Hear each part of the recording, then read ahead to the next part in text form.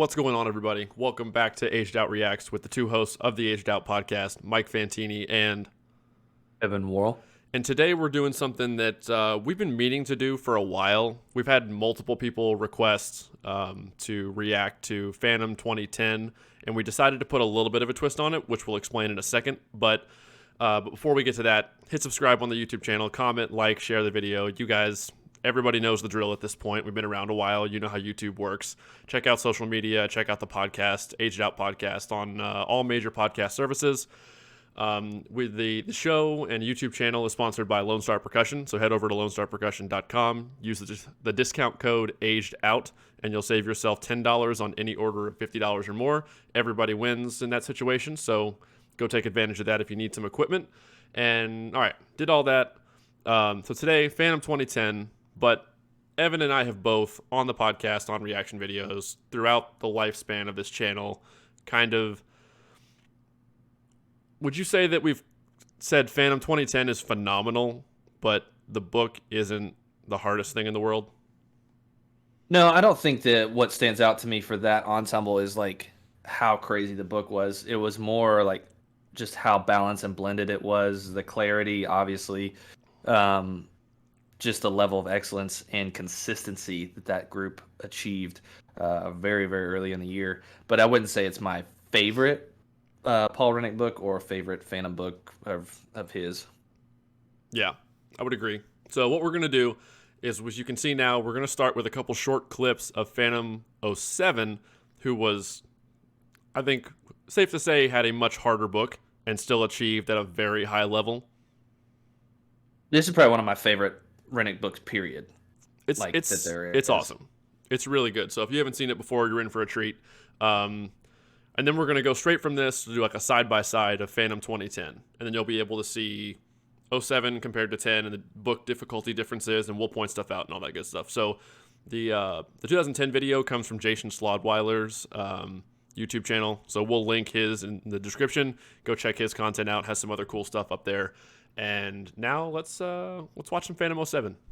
Get these beats.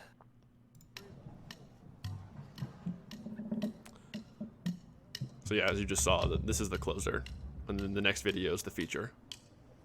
These drums are beautiful too, and this This is before they did slip, so it's just the drum finish. Yeah, gorgeous.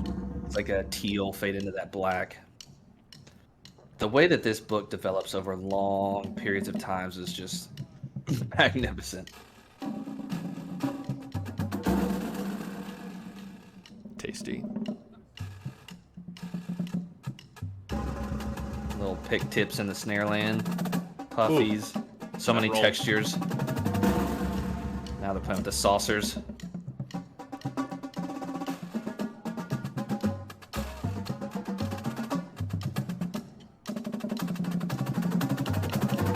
There's the layering in on top of the development.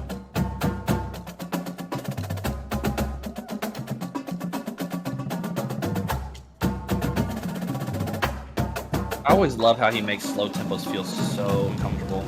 Yeah. Nice and chill. Woo, woo.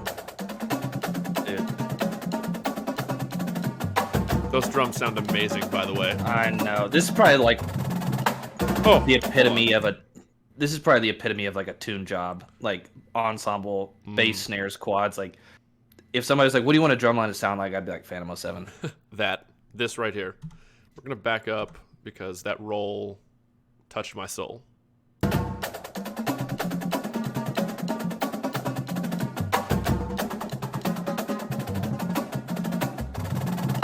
Woo-hoo!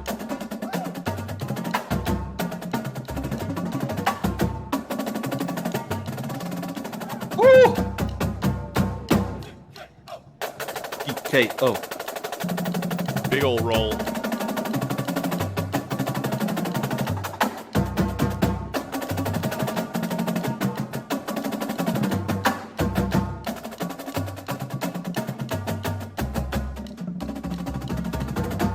Nice singles. Yeah, single hand to hand. Bases. Let's go. I want that again. I wasn't paying close enough attention to that bass run. We're going to go back.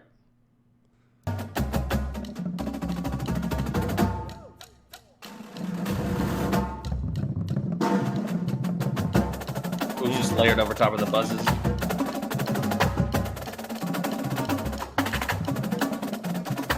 Dude, they dig into like these tap drags and tap rolls.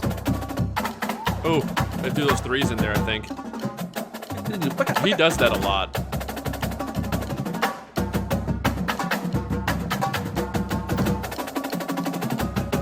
I'm not sure anyone does the Hocket pattern better than Paul Rennie.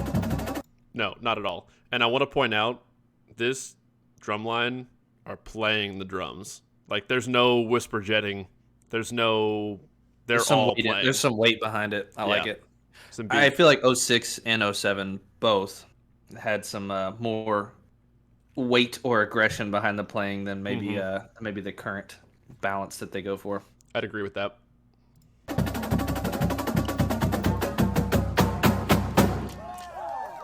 Ooh. So Dude, that didn't strike me. There were a couple moments that with some hand speed change stuff and random finger dexterity requirements, still didn't strike me as like super difficult. The layering and the interplay between the sections had some difficulty to it, but in terms of the choppiness of it, nothing really like struck me as crazy. No, it's more like small grip pressure changes here and there, like with the finger dexterity. Like, I'll throw on a random front grip heavy, like 3-stroke, which he does that a lot in the drum solo too, which is filthy. Oh yeah, which speaking of drum solo, we are going to switch to that one now. This thing is like a slow burn to the end, and then it's just like melt your face. Here we go. The interplay section to section. Mm. Ooh.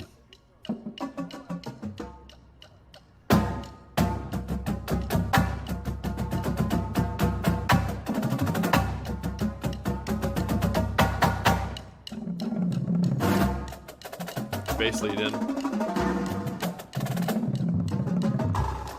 These threes and the snares. Dude, every one of these quad rolls just goes somewhere.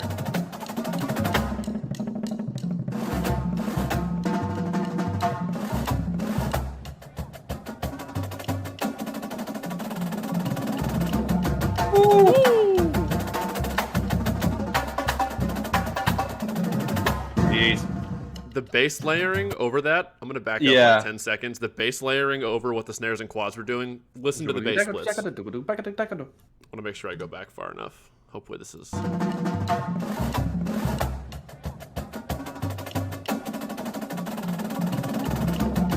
the whole roll.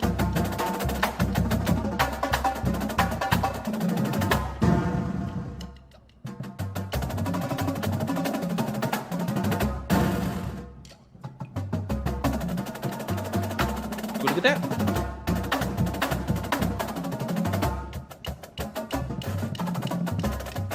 Dude, the bass line's going nuts throughout this whole I know. thing. They're going crazy. If you don't have headphones in right now, do yourself a favor. This is one of my favorite quad licks. The way the accent pattern stays, but everything else moves.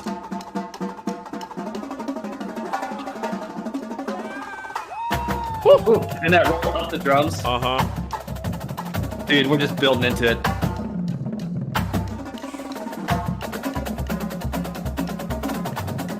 The random hairtail.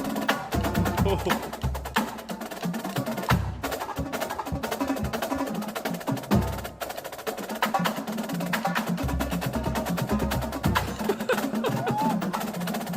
The egg beaters. Oh my. I missed the egg beaters. Ear to ear to ear to ear. So it's like, go back. Yeah. It's like they Good have Lord. those 4 heritage in a row, like summer accent and summer accent, ear to ear to ear to ear to, and then it goes into those egg beaters. Ear to Alright, I ear missed to ear that. to ear to egg beater. I love Not egg many beaters, people write so egg beaters anymore. They really don't. It's an underused rudiment, and they sound so cool. Except it's like flam hand to hand. Ha!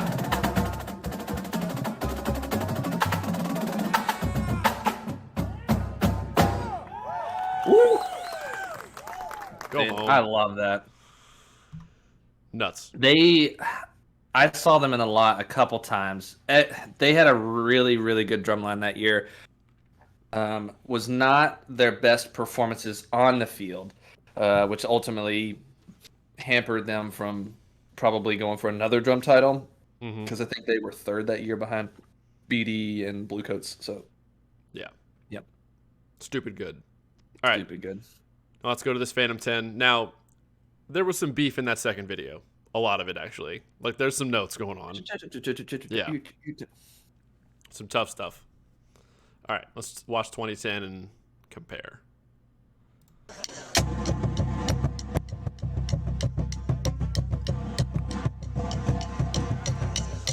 Shout out Jared Cord, Space 3. Yeah, right. Filled the hole, learned the show in like 3 days. Big Taylor, center snare. Crispy rolls.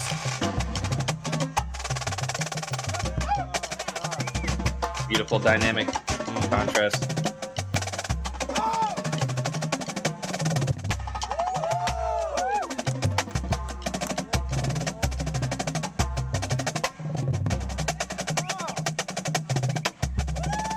I love this snare break. It just opens up. Yeah. I think my favorite part of the snare break is the shot and the bass unison at the end of it.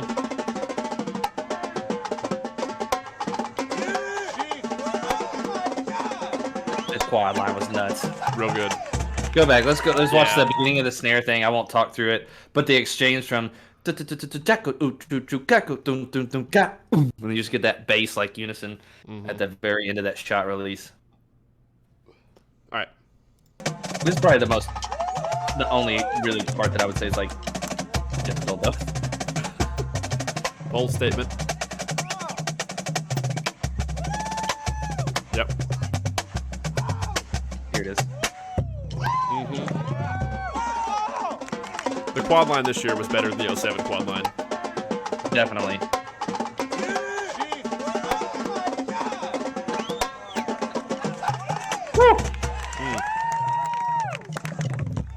Yeah, this is the drum feature, and the drum feature is just from this year is so iconic.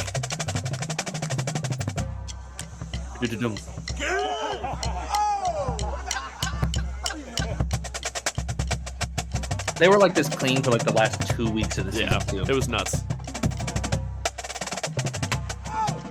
Their Allentown tape might be better than their finals tape. I don't know. Just the read that the judge got.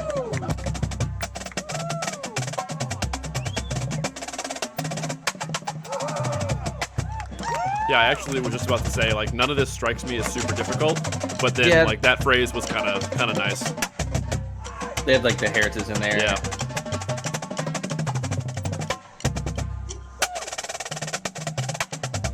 It's I just like so that. consistent. Yeah, you just can't deny it.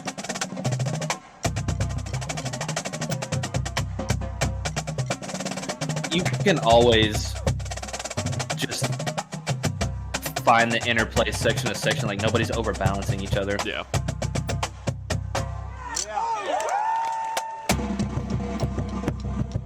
That is the same section again.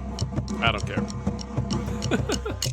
Well, I want to hear This the two crescendo decrescendo roll is great. pieces. Okay, the roll on the top bass into the snare shot. Just pay attention to that real quick.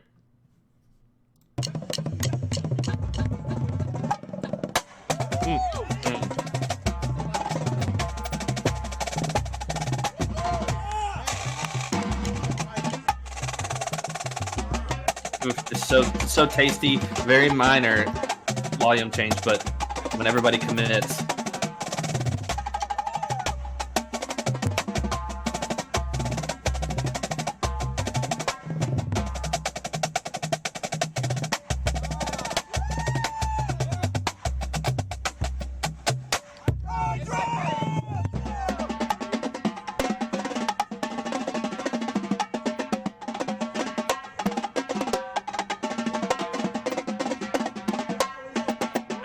good. All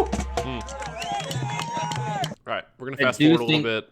I do think the touch of this is still just a little bit under Yeah, what those 06, 07 groups were doing. Just a little bit off the top. little Less top head. little less punch in the accents. Yeah. Let's see. I want to skip through the we just listened to. Get to some new stuff. Whatever. There's only 2 minutes left. We'll just finish it out.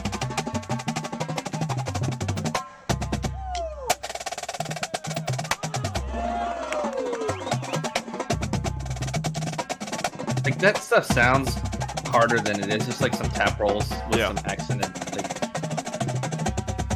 sounds great. I mean, it sounds phenomenal. Yeah. I mean, it's just the difficulty of what was in the 07 stuff just isn't here.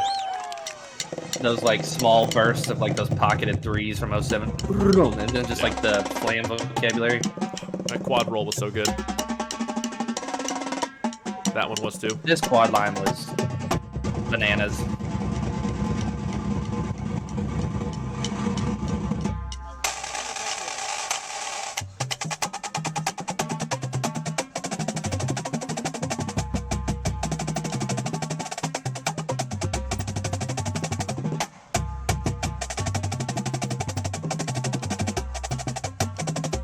Yeah, he does write slow tempos really well.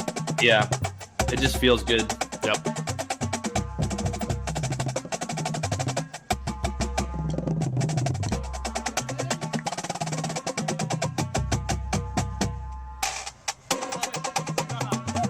Yeah, like none of this is really complex. There's like some accent patterns. But you also don't need to write complex like the whole book. Like you're gonna have moments where it's like, all right, we just need to write something that fits really well. Won't have to spend. Hold on, I talked over it. I'm gonna back up. I want to hear it. All right. Yeah, we can finish that statement on the end.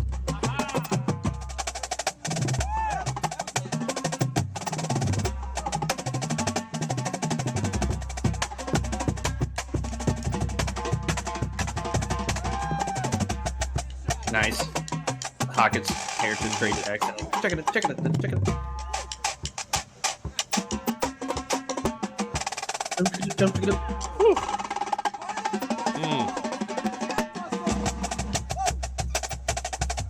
This Drumline's rolls are just so crispy.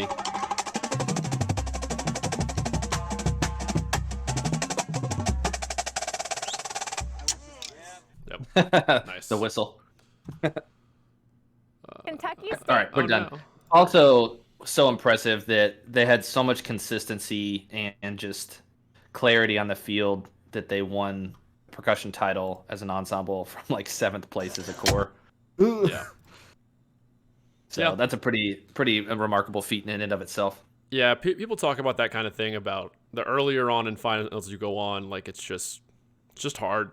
And the reality is, it's true. Like if even if you're phenomenal and you go in the 8th place slot, they can't pop a super high number because they have no idea what BD or cadets or whoever are gonna do 3 performances later, 4 later. Yeah, you kind of probably, I would say DCI judges have some knowledge of like who's kind of where, but a group going on in 7th, it's gonna be hard to pop a 19-5, 19-6, knowing you got 6 more really good groups to go that you don't know what they're gonna put out. So it's tough. Box yourself in. Even more kudos to this 2010 line. They were phenomenal. I still stand by after watching those right now. 07's book was just harder, which is more meat, at least from the samples that we just took. And I'm not saying like there weren't easy parts of 07, because like I kind of started to say it a few minutes ago, but you're not going to write 9 or 10 out of 10 difficulty for a whole book. Like you're just not. No one ever does. But you don't have time to clean it all. Yeah. Sometimes you just write some sections. It's like, all right, the horn line's blaring here. We're just going to be tempo behind them, and we have to support it. Yeah. So, yeah, hopefully you all enjoyed this. I know we've done a lot of Rennick, but it's kind of hard not to when you're talking about modern marching percussion and drum corps. So, yeah, we will LoneStarPercussion.com, social media, podcast, Patreon.com if you want to throw any financial support our way, and we will see everybody in the next reaction video. Peace.